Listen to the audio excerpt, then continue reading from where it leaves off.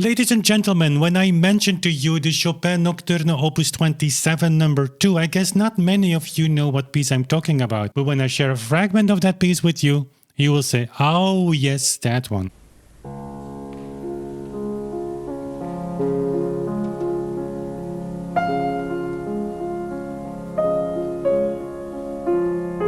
And so this series, Tempo Reality Checks, is only about one thing. It's checking performances if those performances matches the tempo indications that the composers have left. Because we live today in a time where musicians, and the majority of musicologists actually as well, believe that in the past, in the 19th century, metronome marks were used as we still do today. But that leads to enormous problems with many thousands, not a handful, of metronome marks that are simply impossible to play or at best musically absurd. We believe that in the 19th century composers used their metronome differently, what we call whole beat system, very much alike physicists still use their pendulum. 6, 7, 8. Did any of you realize that the fragment I shared at the beginning, the way we hear that piece played today, is a whole beat performance? Almost all pianists do play this piece not in the indicated dotted quarter note 50, which is a tempo indication given by Chopin, but in a tempo close to, let's say, in a range of dotted quarter note 25 to 30. And so this series is not to point fingers. The only intention is to go back in history and see what Chopin really had in mind. And in order to do that, we have to fact check some performances in order to check if those performances have to compromise or had to compromise with the score. Because if whole beat really was the historical reality, then single beat being double that tempo should almost by default causes some problems while following the score. And today we have a very special recording for you, a recording that was made especially in the context of debunking whole beat by uploading on YouTube a recording that supposedly is made in single beat. Well, that deserves some special attention. So welcome to another Tempo Reality Check.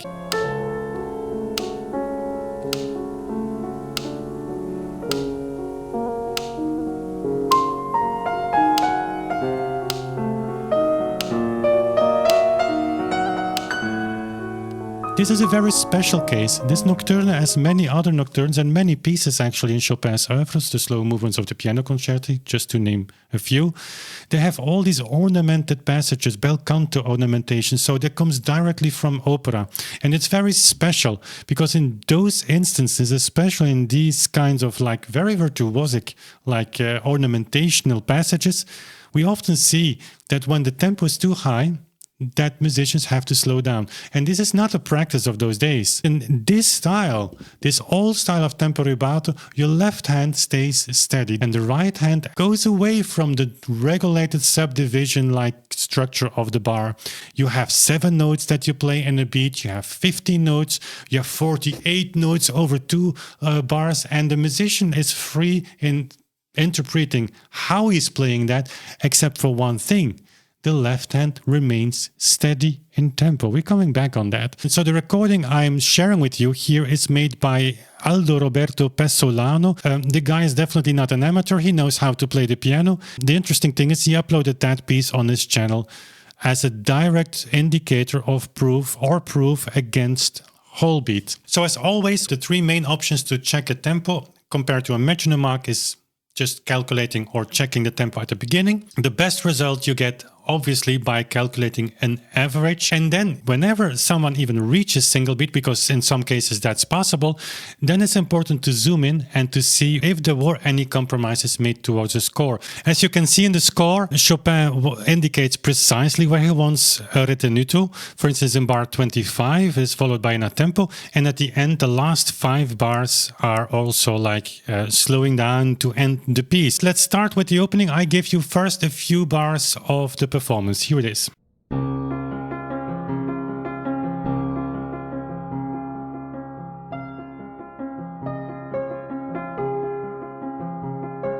In these opening lines, the pianist reaches a tempo of about 45 on average, the first 4 bars. Well, that's still slower than 50, but it's going like in the direction of 50. The average tempo gives a tempo of approximately 40. Well, that's slower than 45, and there we already have a larger problem. Even if you would say like, I don't want to play Chopin in a strict time, but the tempo indication given at the beginning is only an average. Okay, but then the average should give 50, not 40, whatever you do. We can agree on that, right? And then we come to method number 3, which is zooming in on the score in certain passages where there is a friction with the score big enough to share with you. Of course, many of these problems will be part of this ornamented style where the player had to slow down. Oftentimes, Czerny is quoted as proof that the ornamented passages like we have here should not be played in a stable tempo. I've never understood where that came from. Again, I will make another video on that. We will introduce a new series, Tempo Talks, in the future, in the near future, and that might be just one of those nice topics. Czerny actually writes the opposite. Czerny, in his chapter on modifying time, says like, never, ever should you modify a tempo because of the reason you cannot play the notes in the initial tempo. So in other words, if a composer marks dotted quarter note 50, you should be able to play the entire piece in dotted quarter note 50 before even thinking of like applying some tempo modifiers. And then especially on the bel canto ornamentation, he says the opposite. Left hand should be stable. But he has indeed one point. He says when your initial tempo is too high, then you arrive at those passages that you cannot play in that tempo well. What else can you do than to slow down? So yes, if your initial tempo was too high, then you slow down. But your initial tempo when you follow Chopin's tempo indication shouldn't be too high because Chopin worked with that tempo floor within this context. So I just wanted to have that out of the way because I know the comment section of this video is going to explode with people saying like, yeah, but Czerny wrote this, Czerny wrote that. He didn't write that. I give you a first fragment that's just bar 8, the first half, and there we start with all the problems. It's just half a bar, but listen what happens.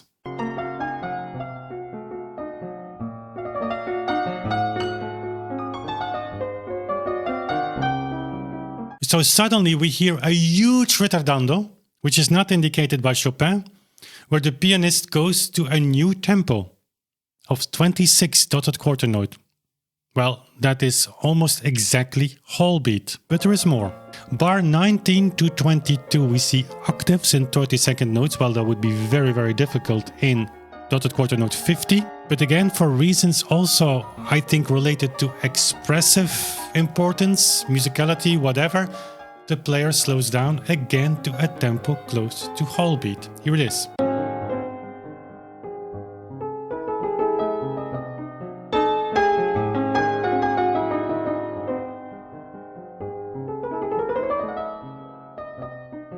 Then bar 32, very famous, very difficult as well.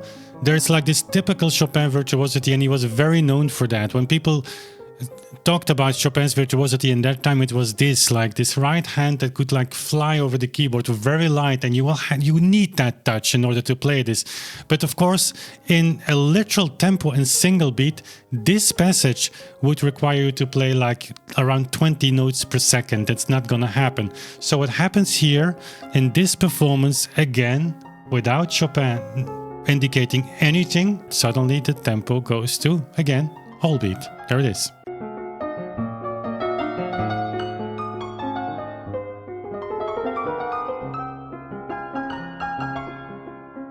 And so just for you to experience what 20 or 20 plus notes per second would mean in this particular bar, I sped this recording digitally up to a single beat version. So here it is.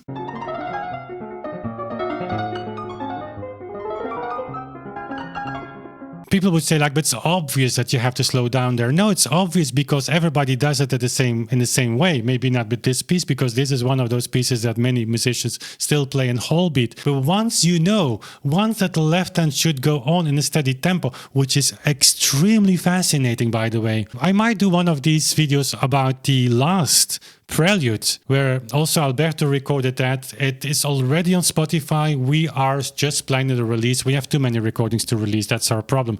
But that's super fascinating. The beginning of that piece will be too slow. But that left hand is ongoing. And then you have the right hand completely disconnecting, while the left hand, it's like it's in your system and you just go and go and go and go. Once you've experienced that, these kinds of sudden rubatos or sudden tempo shifts are very annoying. Also, another example, just to show you, like on a microscopic level, bar 35, 36. I call that like micro ritonutos, actually, that would be the word. Like you will notice in the two bars I share, there is not really a change of tempo, but the pianist is holding back a little bit in order to give his right hand the time to finish.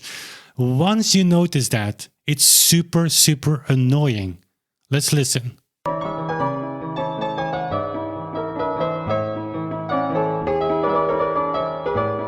The pièce de résistance, that's French to say like, now we come to the climax of the fragments, I would say, is of course bar 51, 52. This is one of those places that, again, like I said, when people commented on Chopin's flying over the keyboard, it's this what I meant. So in a single beat tempo, bar 52 would go in a speed of 20 notes a second, and that's not for 5 or 6 notes. Those are, if I'm not mistaken, 48 notes. 48 notes in a tempo of 20 notes per second. That's not gonna happen. We are just, as humans, not made for that. And so what happens here, as you will notice, the left hand just almost stops.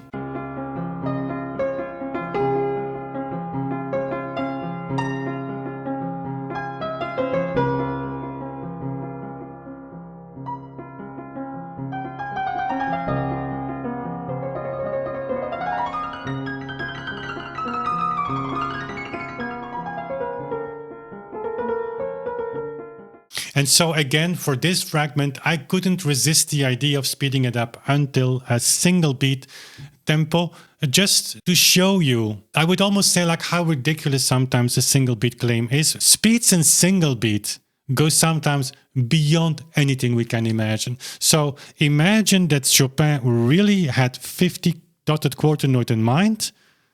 Well, he would have played this piece in this tempo. And then we come to the common section, when a pianist like here is challenged just a little bit. Then it's remarkable to see that there is actually no response. And I cannot blame the guy for this, because there is no response. So I'm going to share with you this communication simply for the fact that it's important. So we have Pierre Snell 9845, whatever. And as you can see, the video was made 4 years ago. He said, can I take up one question of Chopin's metronome mark? He says dotted crotches 50, so a piece lasting 77 bars may take a little over 3 minutes, which would be 30% faster than your performance. Instead of answering that, we go to durations. If you analyze testimonials of durations of concerts, you'll soon realize that double beat just has no historical support whatsoever. Musicians either ignore the metronome marks, even in the case of musicians that lived in the same period of the composer, or they followed in single beat. Well, I could add something else, the duration. We made some videos on that. The book will have a large section on durations. What we can say, that a lot of musicians also follow the metronome in whole beat, but of course that's not stressed, and there is like some friction here.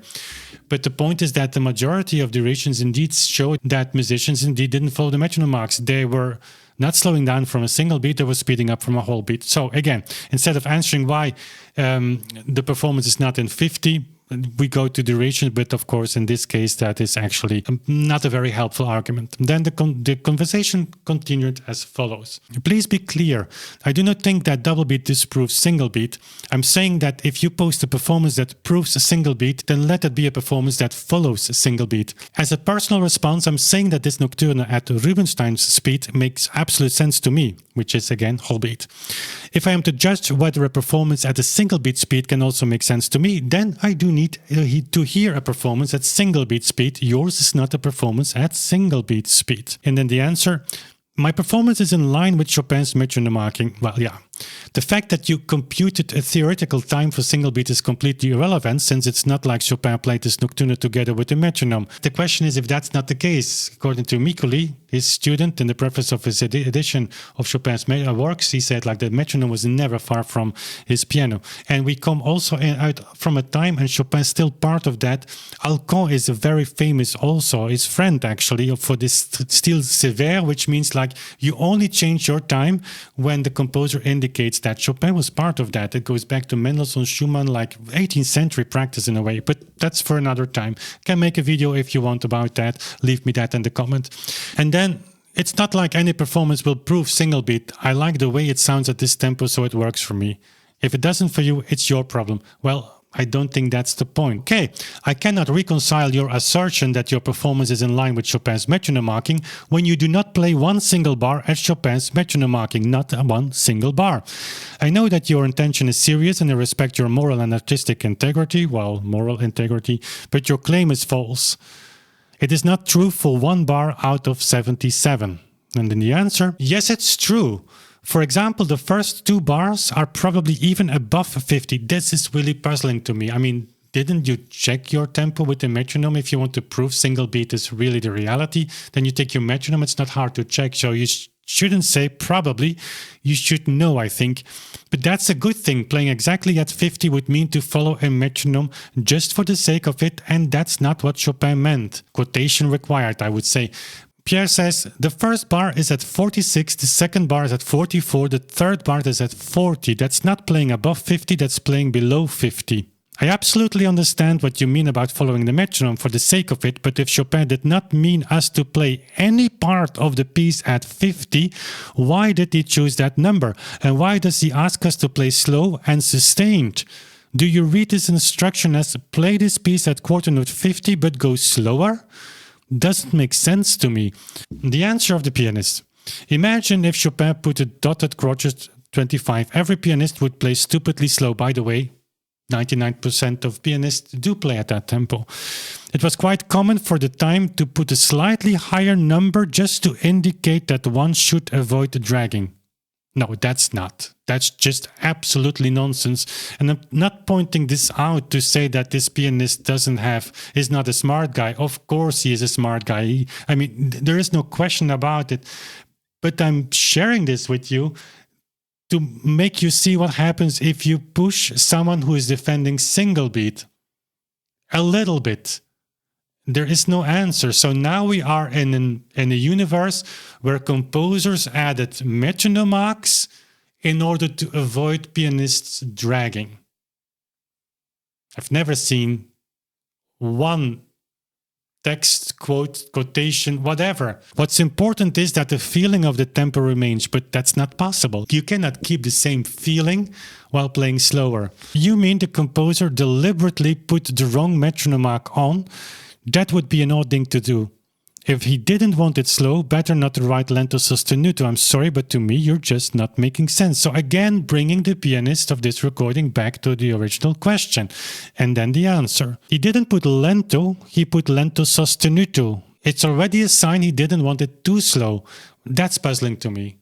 Sostenuto is definitely not indicating a faster tempo than lento actually would suggest without the sostenuto. It's a way of playing. Anyways, the answer again. I stopped arguing simply because you aren't ever going to convince me that Chopin intended his piece to perform at an average 30% slower than his metronome mark with not one single bar of it at the metronome mark. To you, that means playing less strictly. To me, that means ignoring the metronome mark because you don't actually believe it's in its truth. Why is it so difficult to just see this other reality? Well, it's up to the performer, it's also up to you. The point of this series is only to just show two frictions in the score compared to a single beat interpretation or an interpretation that considers these tempo indications, these metronome marks at the minimum to be targets. I think it's worth sharing, to open your minds, to let you see things that you might not have seen before, and to inspire you for your own journey as a musician, because that's one of the fascinating things. Once you go on this path of whole beat, it's really fascinating. A lot of music is opening again as if it were for the first time. Let me know in the comments if that happened to you or that will happen to you. In the meantime, if you like this video, subscribe to the channel, give it a thumbs up, and if you want to support the things we're doing, we have a wonderful Patreon community. They form the backbone of all the projects that we do. There's a link in the description box. Thanks for checking it out, and also check out our Beethoven Symphony release, a beautiful box of 10 CDs with all 9 symphonies exactly in whole beat, not about. Thanks for watching. See you soon again. Bye.